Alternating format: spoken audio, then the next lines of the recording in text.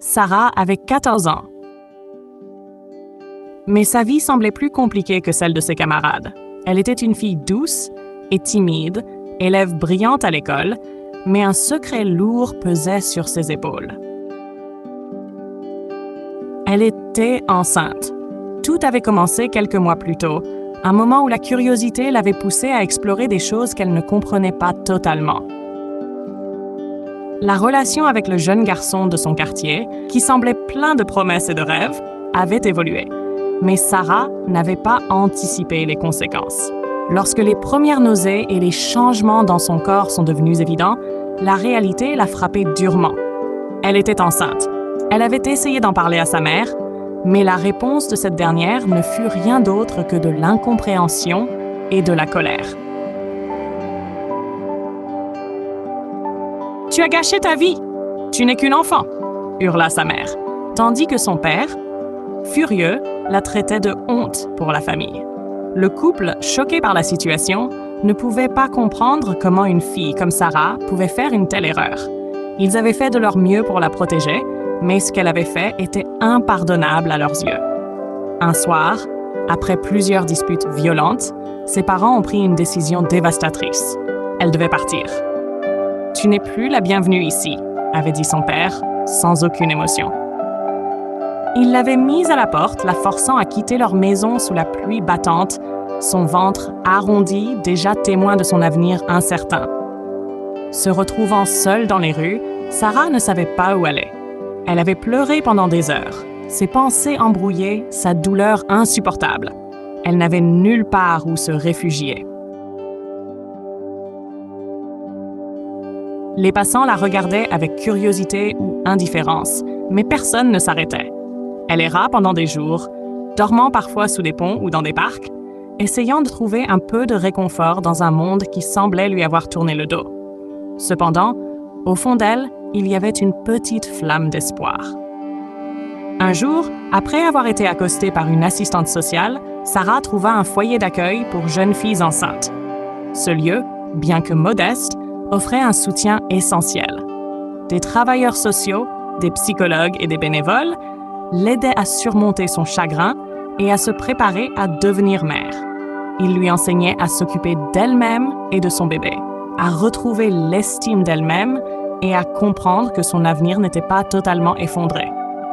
L'histoire de Sarah n'était pas unique, mais elle était un témoignage de la résilience et de la force humaine face à l'adversité. Bien qu'elle ait été rejetée par ceux qui auraient dû la protéger, elle a trouvé une nouvelle famille, celle de ceux qui ne l'ont pas jugée, mais l'ont aidée à se relever. Grâce à ce soutien, elle a pu faire face à la maternité, reprendre ses études et, avec le temps, bâtir un avenir meilleur pour elle et son enfant.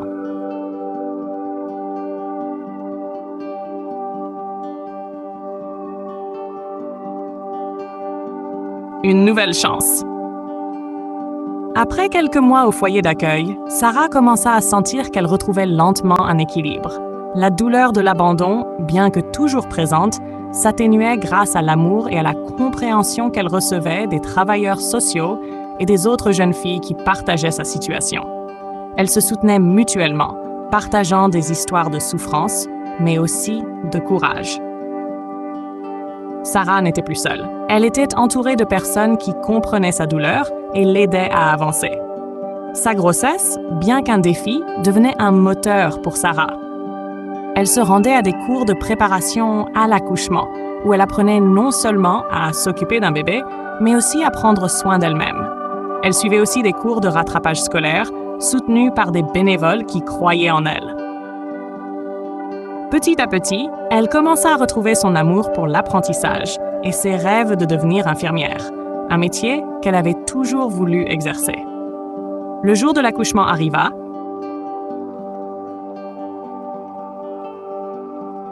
Un jour marqué par la douleur, mais aussi par un sentiment de détermination. Sarah donna naissance à une petite fille, qu'elle appela Amina, un prénom qui symbolisait l'espoir et la paix. Lorsque Sarah prit son bébé dans ses bras pour la première fois, quelque chose se brisa en elle. Mais cette fois-ci, c'était une douleur douce, une douleur d'amour. Elle savait que sa vie ne serait plus jamais la même. Mais ce n'était plus un fardeau. C'était un nouveau départ. Les premières semaines de la maternité furent difficiles. Les nuits sans sommeil, les pleurs de son bébé, la gestion des tâches quotidiennes. Mais Sarah avait désormais les outils nécessaires pour faire face. Elle recevait du soutien et la communauté autour d'elle lui apportait des ressources pour réussir. À chaque petit progrès, Sarah se sentait plus forte. Chaque sourire d'Amina lui donnait la force de continuer malgré les obstacles. Un jour, alors qu'elle marchait avec Amina dans les bras, elle croisa une ancienne camarade de classe. La fille la regarda avec surprise. Mais cette fois, il n'y avait ni jugement ni dégoût. Elle sourit à Sarah et lui dit « Tu sembles si heureuse, Sarah, je suis fière de toi. » Ces mots, simples mais sincères, touchèrent profondément Sarah. Elle savait que l'opinion des autres n'était plus ce qui comptait. Ce qui comptait, c'était la vie qu'elle construisait pour elle et sa fille. Les mois passèrent et Sarah continua de progresser. Elle réussit à obtenir son diplôme de fin d'études secondaires, un exploit qu'elle n'aurait jamais cru possible lorsqu'elle avait quitté la maison de ses parents. Plus tard, elle réussit à intégrer une formation d'infirmière, tout en élevant Amina. Elle apprenait à jongler avec les responsabilités de la maternité et de l'école, mais son désir de créer un avenir meilleur pour sa fille l'encourageait à ne jamais abandonner.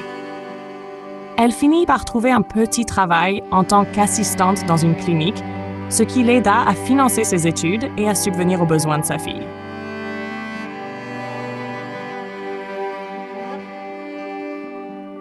Au fil du temps, Sarah devint un modèle pour d'autres jeunes filles, celles qui, comme elle, pensaient que leur vie était brisée par une grossesse précoce. Elle leur montrait qu'il y avait toujours une chance de recommencer, que l'on pouvait se relever même après avoir été rejetée. Un jour, alors qu'elle célébrait l'anniversaire de sa fille avec quelques amis et anciens camarades, elle se rendit compte que la souffrance qu'elle avait vécue ne la définissait plus. Ce n'était qu'une partie de son histoire, et non l'histoire entière. Son courage, son amour pour Amina et sa détermination à ne jamais se laisser abattre avaient tracé la voie de son avenir.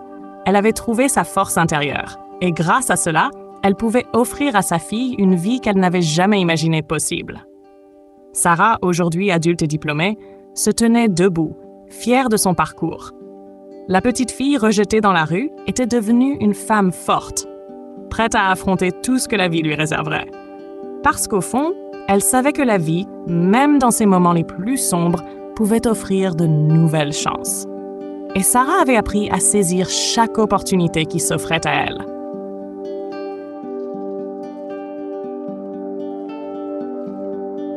Suite, un avenir reconstruit.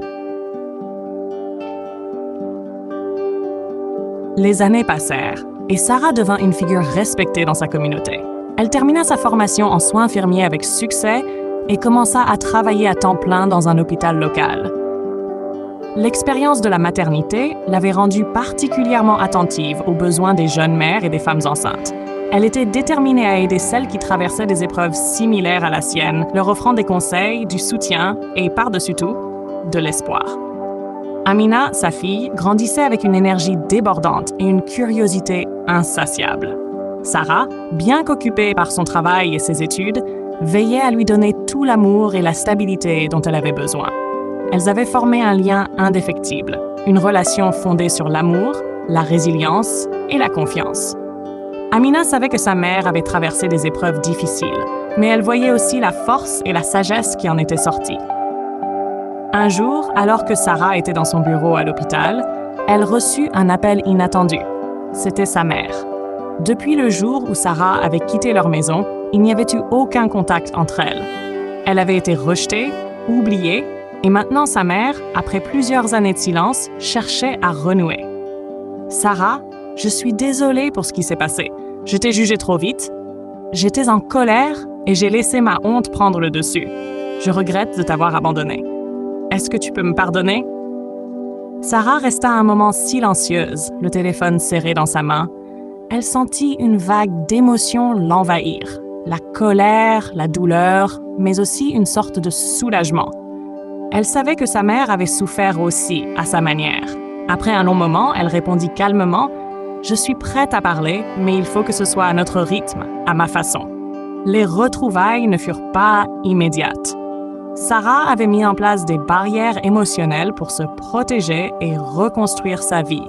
Mais au fil des mois, elle accepta de renouer doucement avec sa mère, à travers des appels téléphoniques puis des visites. Ce n'était pas facile, et la relation entre elles resta fragile, mais Sarah comprenait désormais que la guérison nécessitait du temps et qu'elle avait le droit de choisir comment avancer. Les années suivantes furent marquées par la réussite professionnelle de Sarah, mais aussi par sa volonté de continuer à aider les jeunes filles en difficulté. Elle devint une défenseure des droits des mères adolescentes, lançant des programmes de soutien aux filles enceintes et aux jeunes mères dans des situations précaires. Elle travaillait en étroite collaboration avec des ONG locales et internationales pour améliorer les conditions de vie des jeunes filles, leur offrant des ressources pour qu'elles puissent se former, travailler et élever leurs enfants dignement. Un jour, lors d'une conférence sur les droits des femmes et des jeunes mères, Sarah fut invitée à partager son histoire. Elle monta sur scène, le micro dans les mains, et regarda la salle remplie de visages curieux, certains fatigués, d'autres pleins d'espoir. Elle se rappela de son histoire, de la petite fille abandonnée dans la rue et de la femme qu'elle était devenue. Elle inspira profondément avant de commencer à parler. Je suis ici aujourd'hui pour vous dire que vous pouvez toujours vous relever, même après les pires épreuves. Oui, la vie vous mettra à l'épreuve, mais il y a toujours de l'espoir. Vous êtes plus forte que vous ne le pensez, et il y a toujours des gens prêts à vous tendre la main. Ne perdez jamais espoir. À la fin de son discours, les applaudissements résonnèrent dans la salle. Sarah sentit une immense gratitude l'envahir. Elle avait parcouru un long chemin. Son parcours avait été semé d'embûches, mais il l'avait aussi forgée, la transformant en une femme capable de changer le monde autour d'elle. De retour à la maison ce soir-là, après la conférence, elle retrouva Amina, qui l'attendait avec son sourire radieux. « Maman, tu as été incroyable !» lui dit-elle. Sarah la prit dans ses bras, son cœur gonflé d'amour. « Tu sais, ma chérie, tout ce que j'ai fait, c'était pour toi et pour toutes les autres petites filles comme moi, pour qu'elles sachent qu'elles peuvent se relever. On a toujours une chance, tu vois ?» dit-elle en caressant les cheveux d'Amina. Et ainsi, à travers ses luttes, ses victoires et ses épreuves, Sarah avait trouvé sa mission dans la vie. Apporter de l'espoir et du soutien à ceux qui en avaient le plus besoin, tout en bâtissant un avenir solide pour sa fille et pour elle-même.